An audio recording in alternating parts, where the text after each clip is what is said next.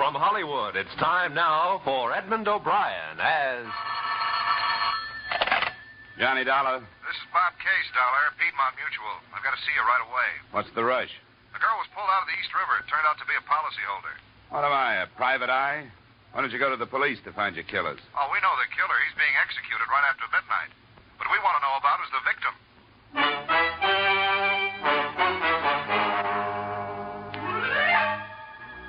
Edmund O'Brien in another transcribed adventure of the man with the action-packed expense account. America's fabulous freelance insurance investigator. Yours truly, Johnny Dollar.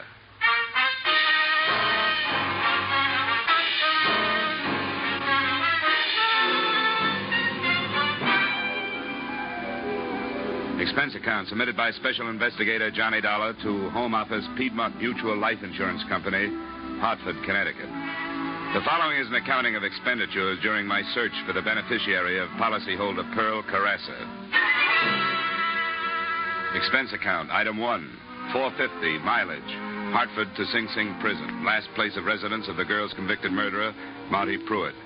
He was sitting in his cell playing solitaire. Hey, what time is it? About 11, Marty. An hour more. How much you say the policy was for? $5,000. 5,000. That's funny. Just what I got paid for the job. Who'd she leave it to, the old lady? Yeah. Yeah, I knew she would. You know where I can find the beneficiary? The beneficiary? You didn't know the beneficiary, did you? Never had the pleasure. If you'd known her, you wouldn't be looking for her. Mrs. Carrassa's virtues are none of my business, Marty. The company has $5,000, and I've got to help them get rid of it.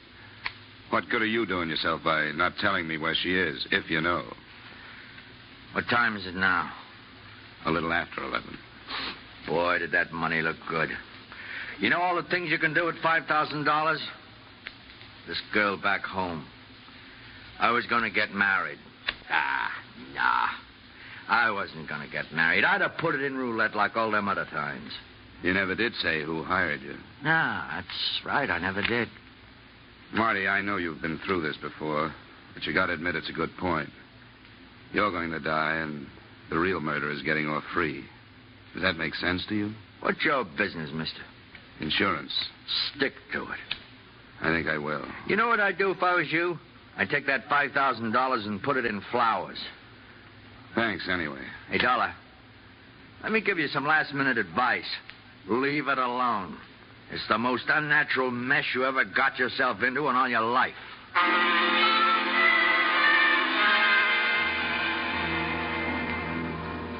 Expense account, item 2, $3.56, mileage, Ossining, New York to police headquarters, New York City, where the next morning, Lieutenant Bernard Goldberg offered me photographs of the dead girl, a cigar, and what little information he had. A body. We got the name off the wallet in her hip pocket. What? The slacks. Oh. The patrolman down at the docks picked up Monty Pruitt right at the scene. The trial was cut and dry. Sergeant Riley. What is funny about these guys? Yeah. He's crazy loyalty to somebody who maybe wouldn't think twice about slitting his own. Yeah? 2 M's and remit. Dollar. 2 M's and remit. No. No. Thanks, Lieutenant. You don't have any idea where I can start looking for the mother. The most I can do for you is to give you the girl's last known address. But we've been over the ground 100 times. It's a rooming house. Nice but stupid old couple that don't know nothing. This Seattle address on the policy. 1941. Then San Diego, then to Cairo, maybe. Who can know? But we're still working on it. Hey, Lieutenant, how do you spell parasitical? Dollar. Parasitical. Tell him to look it up. Look it up, Sergeant. What am I, a Webster?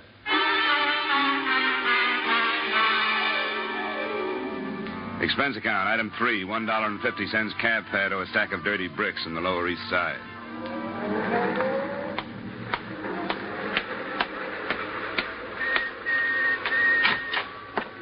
Well, you have no business being up here in the first place, and especially with your husband in that condition.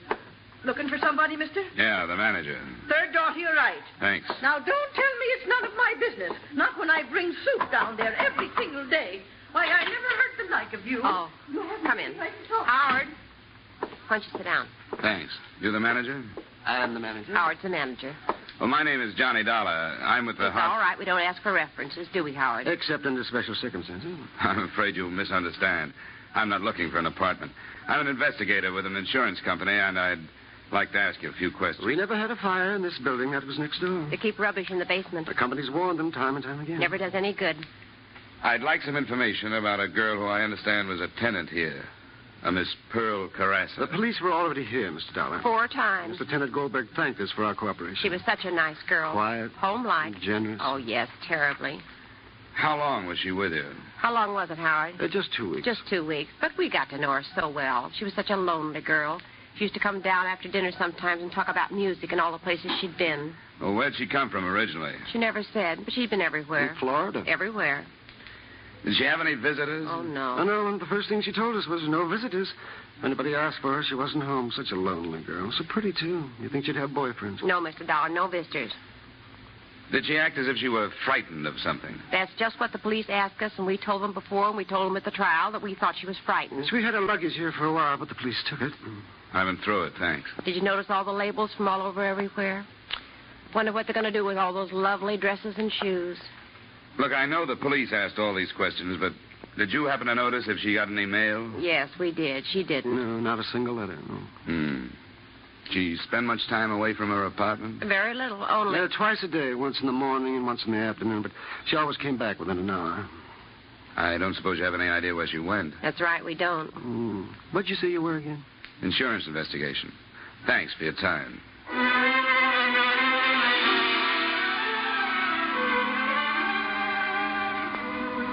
Expense account, item 4, $50 in cab fares. It took me the rest of that day and half of the next visiting neighborhood postal substations. It looked like a beautiful way to waste time, but I was betting on the impossibility that her daily excursions had been for mail.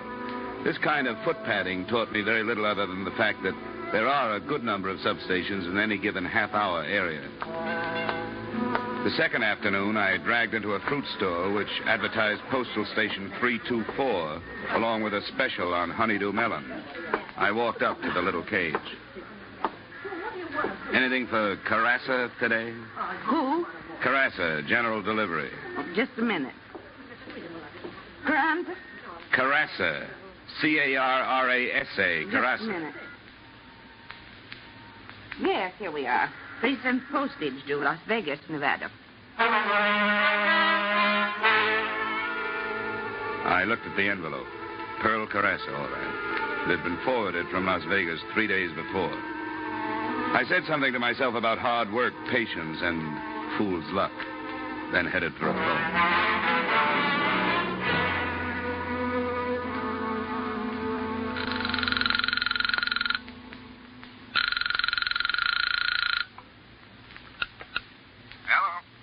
This is Dollar, Bob. On the Carassa thing, I'm still cold on the beneficiary, but we've got the girl traced as far as Las Vegas. Well, that's a long haul for a $5,000 policy. Do you have a final address on her there? A letter was forwarded to General Delivery here in New York that was originally addressed to the Rambo Club. I got a permit and had it opened. It's nothing but a dressmaker's bill. I guess the Las Vegas Postal Authority sent it on. That's all I got. You want me to follow it up? Nothing else we can do. You hereby have authorization. Get going.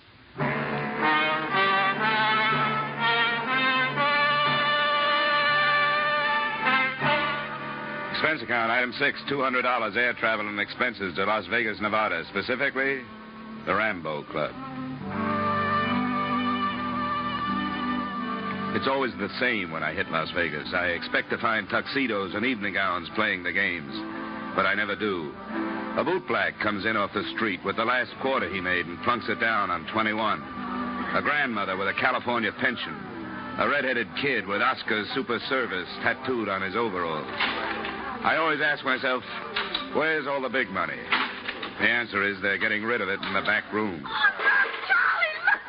Jackpot on the nickel one. How do you like that? Oh, boy. Come on.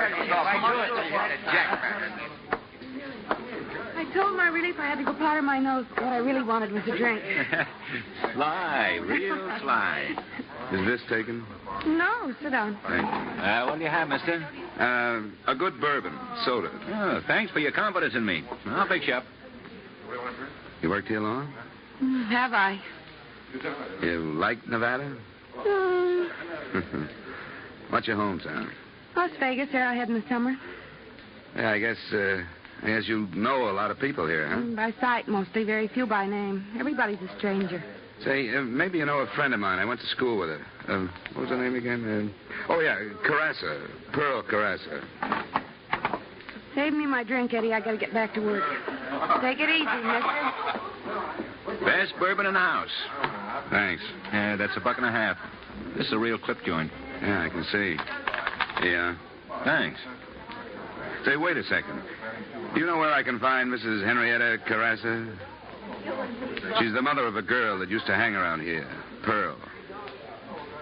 Well? Yeah. I think I can help you. Harry, take over. Here's your $1.50. Come on. $60. Oh, I'm sure going to win it this time. I'll tell you, boys. Wait a minute. That's all. Grace, will you quit? Grace, will you? Will you quit, Grace? Grace, I'm telling you, quit. Listen to me, Grace. Will you quit? Grace, quit. Shut up. The stairway led to the mezzanine. I followed the bartender along the thickly carpeted hall to a door labeled Peter Barron. My benefactor knocked, a shadow loomed on the frosted glass, and just like that, there he was. A long red gash of a scar ran across the left side of his face, twisting it into a humorless smile. The barkeep was dismissed with a nod. We sat down. Cigar? Thanks, no. What can I do for you? I'm looking for a Mrs. Henrietta Carassa. Why? I got business with her. What kind of business? Insurance? She don't need no insurance. Where can I find her? She don't need no insurance. Well, thanks, anyhow. Sit down. What for? You see this mark across my face? You know how I got this? Asking foolish questions and not giving the right answers. Suppose you tell me what you want with Mrs. Henrietta Carassa. I'll tell Mrs. Carassa you were interested. Oh, look. This is no way to talk to me. Now, I got a lot of respect for your business ethics and all that, but you know how it is sometimes. Now, come on, Mr. Insurance. What do you want with Mrs. Carassa? Are you a pretty good shot with that thing? 38's my specialty. In that case, I've got a check. What kind of a check? A $5,000 kind of a check. From whom? A daughter. Pearl? Pearl. She left her mother $5,000. How did you trace Pearl to Las Vegas? Never mind. You know what you look like to me? You look like a city official. It's the pinstripe. Now, how do I find Mrs. Carassa? It's very simple. Mike, this is Mr. What's your name, Insurance? Dollar, Johnny. Take Mr. Dollar to see Mrs. Henrietta Carassa. Treat him gentle. He's got some money for her.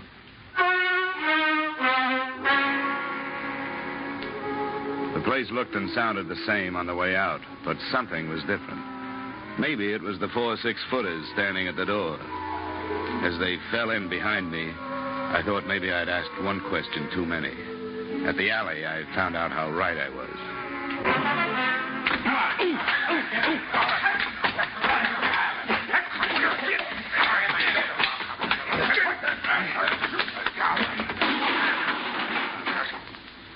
Phew. He was a tough one. Would have been easier. Just slipping my Mickey.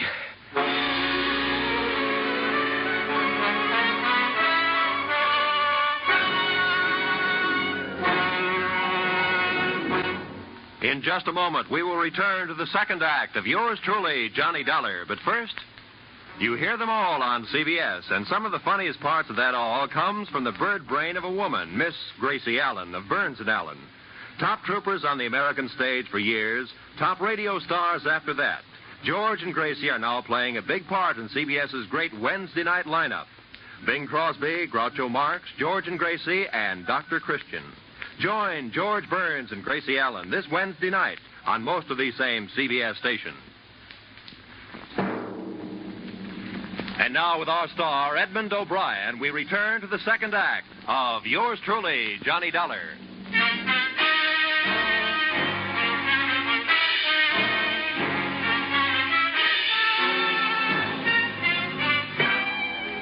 There was a lot more to this case than a $5,000 insurance payoff. I'd sensed that from the beginning. A hired killer with a still unknown employer had searched out the girl in her New York hideaway and done a thorough, if not profitable, job. His warnings, which a man of my profession is bound to ignore, were beginning to materialize. As I woke up, I could hear voices. Could have brought another wallet with him and left it at the hotel. He took him in the alley and Joe and Harry... Oh, wait a minute. Wait a minute. I think he's waking up. Hold his head. Okay. Hey, we ought to get a doctor for him, maybe. Nah, doctor. He looks terrible. Dollar, can you hear me? Dollar. Huh? Where you from? Yeah, what's this insurance stuff? Who you really working for? Is it the New York Police Department? Where did you get these cards in your wallet? Come on, Dollar. Answer me, Dollar. Give me some water. Get him some water. Hey, get some water, Joe. Now, sit up. Come on, sit up. Here, I'll help you. Yeah. All right, now what's the idea? That's what we'd like to know. Where do you know Pearl Carassa from? Oh, that name. Come on. I'm looking for her mother. What do you want with her mother? She left an insurance policy. Girl, $5,000. Hey, here's the water. Thanks.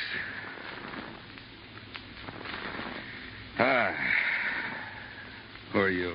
Pete Barron. Oh, yeah. Yeah, the face is familiar. You mustn't be bitter, Dollar. Why? Why questions? Look, I'm just a working man. It's so simple. There's a company in Hartford, an insurance company. They sold a policy. The girl that bought it is dead. Policy is for $5,000. The money goes to her mother. All I want to know is, where is Mother? No kidding. Are you really an insurance man? No kidding. Well, why didn't you say so? Why didn't you come right out with it? Why do you go sneaking into bars asking funny questions? Mister, do you know a Mrs. Henrietta Carassa? Here in Las Vegas? Here in Las Vegas. I'll tell you what I'll do. I'll look it up for you. Thanks. Now, lay me back down again.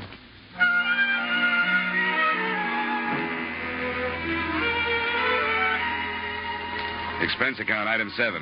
$20, doctor bills. Nothing serious, but I couldn't go out in the street looking like that. I stayed in my hotel room for 2 days until the swelling went down. On the third morning, I had a visitor. It was the girl who gave me the brush off in Rambo's bar. She had an overnight bag with her. There was a label. Bloomington, Indiana. You're in trouble, you know that?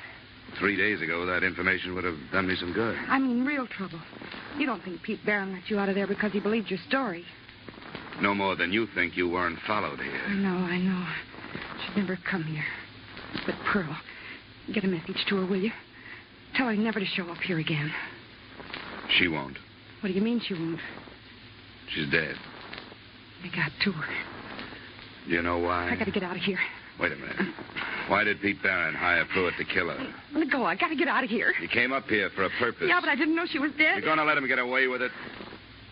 It's narcotics. The gambling place is a front. They fly it up from Mexico at night and get out by morning. Pearl found out about it, and that's why they did it. Does Barron know Pearl told you all this? I don't think so, but I'm not taking any chances. I got a bus ticket. It leaves from across the street. I only got a minute. Good luck, honey. After I went to the window and watched her leave the hotel and cross the street. A nice girl, I thought. And I wondered how she got mixed up with Barron's crowd. The bus door opened, and she put one foot on the step.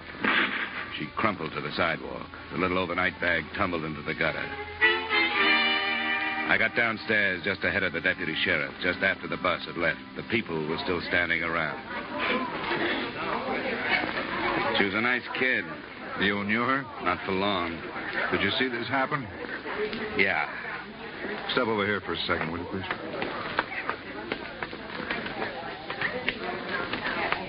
May I have your name, please? Yeah, sure.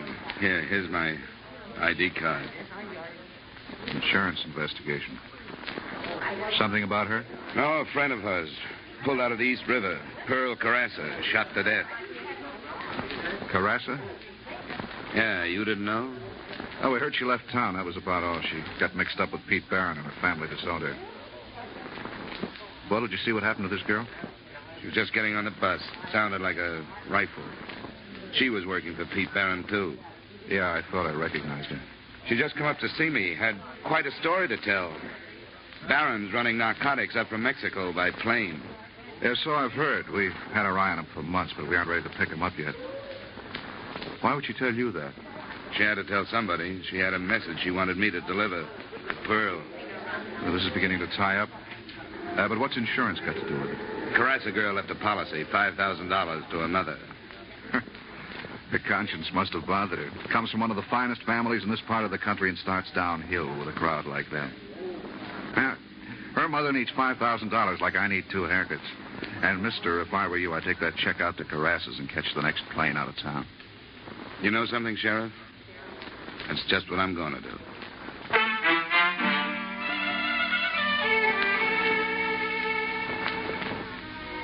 And that's just what I tried to do. Expense account item 8, 50 cents cab fare to the Carassa estate on Juniper Drive. They should have charged admission. There was an ivied stone wall running all around it, and a mile drive through a cactus rock garden to the mansion. I felt a little like a grocery boy delivering a check for a measly $5,000. I was met at the door by a butler in a business suit and was toured around an indoor swimming pool and potted palms to the library. Buried in a large leather chair, reading a 25-cent version of How to Be Your Own Gardener, was the man of the house. I was introduced and left alone with him. Insurance? Investigation. How long since you've heard from your daughter? Oh, such a long time, such a long time. Is she in more trouble? She's dead, Mr. Carassa. Dead? Pearl dead? Can't be. What happened? She was killed. An accident? No, it wasn't. Not an accident. Someone hired a killer. Oh. It's my fault. I knew, and I did nothing. Gregory, I've been looking all over for you. Have you watered the palms today? No. You didn't water the palms. Now, Gregory, the leaves will get all yellow and fall all over the floor, and it'll take simply minutes to clean up the mess around the pool. And I told you specifically that the music club had changed from Wednesday to Monday, and Monday is tonight. This is a man from the insurance company. How do you do? Now, Gregory, please do this one thing for me. You know how much I have to do. Henrietta, it's Pearl. I told you never to speak that name in my presence. She's dead. Dead? She was murdered, Mrs. Carassa, in New York. I'm not sorry. Maybe I should be, but I'm not. Not in the least. She's never done anything but bring shame to me and to her father. She brought these awful people to the house. To this house, mind you. Humiliating me in front of my friends. She even wanted to marry one of them. Henrietta, please, not now, Henrietta. I'm not adept at putting on false grief like you are, Gregory. She was no good. When she brought this man in, I told her right there and then, you're not my daughter. Go to the people that you fit in with. Well, this is the way it had to end. I'm going upstairs. Mrs. Carassa, just one thing more. If you'll sign this paper, my job will be over. I have a check for you. A check? What kind of a check? She left you $5,000. Me? She left me $5,000? I remember. The policy she took out in high school. She never canceled it, even when you sent her away. I don't want it. I don't want it. Tell me, do you know who killed my daughter? Well, the man that did the actual killing has already been executed in New York State. The man who hired him, it's only a suspicion. I'd rather not say. Barron. What about this check? I don't think she wants the money. You can tell your company that. Look, Mr. Carassa, I've come a long way. I'll leave it here. You can sign the form and mail it. Do you mind calling me a cab? Expense account item 9, 50 cents cab fare. Just as we pulled out of the driveway, somebody else pulled in. I don't know if he saw me, but I saw him. It was Pete Barron. Are you sure, Dollar? Positive. Sheriff, I woke up looking at that face. What would Barron be doing at Carassa's place? Could be a connection you didn't know about. Yeah, this could be the tie-up we've been looking for. Somebody who supplied the dough. It's a big operation. I'm sure Barron didn't have enough dough to start it. Well, what are we waiting for?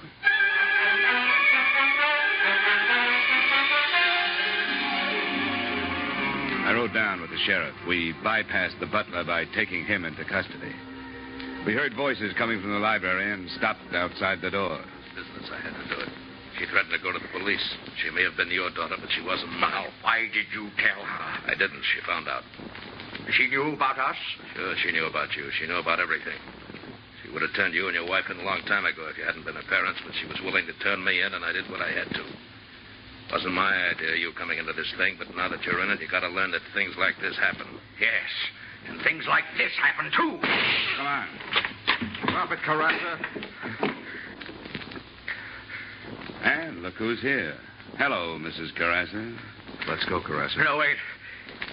I want you to know about this woman. I want you to know what she is. All respectability and shine. Chamber music and non-objective paintings in high society. And where did the money come from, Henrietta? From narcotics. From the same people you hated so much. Gregory, stop it. I had a tile business before the war, but it wasn't good enough for her. She wanted displays, Italian marble, tapestries. She met Barron in back rooms and arranged to have me buy into his gambling casino. That was the first thing. Don't you dare put the blame on me. Whose idea was it to have the narcotics flown in? How many times did I beg you to stop? But you never listened to me. You couldn't keep from impressing the ladies and gentlemen. And when Pearl wanted to marry a decent young man, you insulted him right out of this house. This is the woman who sent her daughter away because her friends were not good enough. I don't think you need me anymore, Sheriff. I'll just take that check. Go home.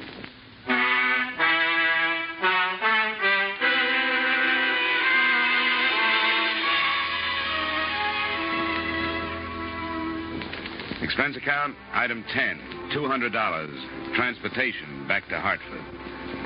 I don't know what you can do with the check.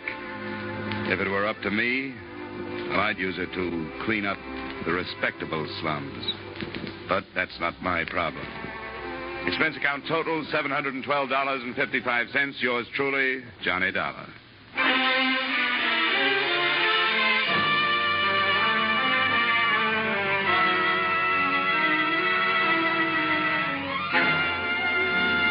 Yours truly, Johnny Dollar, stars Edmund O'Brien in the title role and is written by Gil Dowd and David Ellis, with music composed and conducted by Leith Stevens. Edmund O'Brien can currently be seen starring in the Harry M. Popkin United Artists production, D.O.A. Featured in our cast were Hy Averback, Joseph Kearns, Bill Johnstone, Bill Conrad, Martha Wentworth, Sarah Selby, Howard McNair, and Virginia Gregg. Yours truly, Johnny Dollar, is produced and directed by Jaime Del Valle.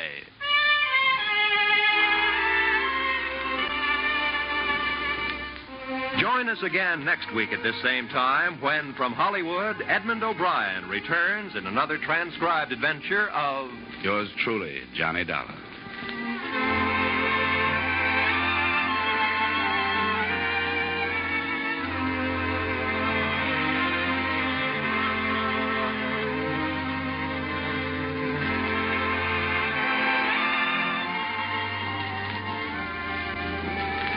There is no more pitiful sound in the world than that of a hungry child.